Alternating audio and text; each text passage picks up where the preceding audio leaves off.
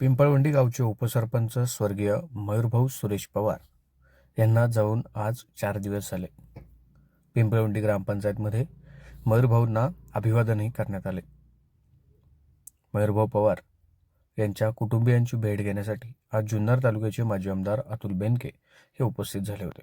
त्यांच्या कुटुंबियांची सांत्वनपर भेट घेतल्यानंतर ग्रामपंचायतमध्ये मयूरभाऊंच्या प्रतिमेला माजी आमदार अतुल बेनके यांनी अभिवादन केले.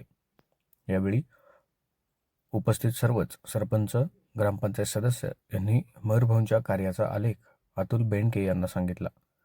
आपल्या गावासाठी अतिशय सुंदर काम करणारा आपला हा मित्र गमावल्याचं दुःख यावेळी अतुल बेनके यांनी व्यक्त केलं. पहा.com पिंपळवंडी. आपल्या पिंपळवंडी गावच नाही, जुन्नर तालुक्यावर मयूरभाऊच्या जाण्याने अत्यंत शोककळा अशी पसरली आहे. एक जुन्नर तालुक्यातली मोठी ग्रामपंचायत पिंपळवंडी, ज्या पिंपळवंडी गावाने अनेक राजकीय घराणे घडवले, या गावाने तालुक्याचं नेतृत्व केलेलं आपण पाहिलेलं आहे. मग आमदार असतील म्हणजे काकडे साहेब, त्याच्यानंतर आत्ताचे आमदार असतील सोनवणे दादा, पंचायत समितीला सभापतीपद भूषवलेलं आहे, कृषी उत्पन्न बाजार समितीला सभापतीपद भूषवलेलं आहे. अशा एक मोठ्या गावामध्ये ते गावचे उपसरपंच मयूर हा कुठल्या एक विशिष्ट पक्षाचा नसून त्याचा मित्रपरिवार आणि तरुणांनी मैत्रीच्या नात्याने कसं जगावं हे मयूरकडून शिकण्यासारखं होतं. मयूर हा माझा पण अत्यंत जवळचा आणि जिवलग मित्र होता. अनेक आठवणी, अनेक प्रसंग आयुष्यातल्या त्याच्याने माझ्या बरोबर गेलेले आहेत आणि अचानकपणे आजारपणामुळे त्याला आपल्यातून जावं लागलं. ही अत्यंत खेदाची गोष्ट आहे. ही शोककळा फक्त पिंपळवंडीकरांवर नाही, अनेक मित्रपरिवार, अनेक कुटुंब आणि जुन्नर तालुका अख्खा हळहळ व्यक्त करतोय.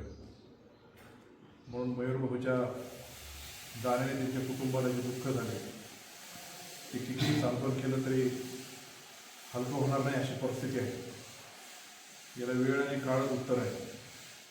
त्या कुटुंबाच्या दुःखामध्ये संपूर्ण जुन्नर तालुका तर सहभागी आहेतच, सगळ्या पक्षाचे मित्रमंडळी सहभागी आहेतच, पण प्रेमाच्या ओलाव्याने निश्चित प्रकारे हे दुःख लवकर हलकं होईल का नाही अशी परिस्थिती असताना आपण सर्वांनी त्या कुटुंबाला आधार देणं खूप अत्यंत गरजेचं आहे. मयूरभाऊ जे काही तारुण्यामध्ये गेलेत आणि ऐन त्याच्या या तारुण्यापर्यंत त्यांनी जे काही कीर्ती केलेली आहे, हे जे काही कार्य केलेलं आहे, त्याचं स्मरण राहावं म्हणून सर्व मित्रपरिवार असेल किंवा ग्रामस्थ असेल यांनी चिरंतर आठवण राहावासाठी काहीतरी उभं करावं. त्यांच्या पातळीवर त्यांची चर्चा चालू असेल. निश्चित प्रकारे हा जो दुःख सावरण्याची ताकद आम्हाला सर्वांना, पवार कुटुंबाला, मळगंगा माता आणि ईश्वराने देव अशीच मी प्रार्थना करतो. आज इथं ग्रामपंचायतमध्ये आल्यानंतर नेहमी भेटणारा उपसरपंच म्हणून मयूर आज त्यांचे सरपंच आणि सर्व सहकाऱ्यांना इथून पुढे भेटणार नाही आणि आज असं फोटो लावून त्याच्यावर श्रद्धांजली व्हायची वेळ येईल अशी कल्पनाच कोणाच्या मनी दिली नाही. पण आता ईश्वरी सत्य समोर इलाज नाही म्हणून आपण सर्वांनी पण ते दुःखामधून सावरून मयूरभाऊच्या मनामध्ये जे काही गावच्या दृष्टिकोनातून जे कार्य होतं ते करण्यासाठी आपण सर्वांनी, ग्रामपंचायतच्या सर्व कारभाऱ्यांनी एक चांगल्या पद्धतीने कार्य करावं असं माझं त्यांना सांगणं आहे. त्याच्याकरता गावाच्या विकासासाठी वल्लभशेठ बेनके साहेबांपासून जी काही मदत आम्हाला गावाला करता आली ती केली. मी माझ्या पंचवार्षिकमध्ये काय करता येईल ते करण्याचा प्रयत्न केला आणि इथून पुढेही हे पिंपळवंडी गाव हे माझं गाव आहे.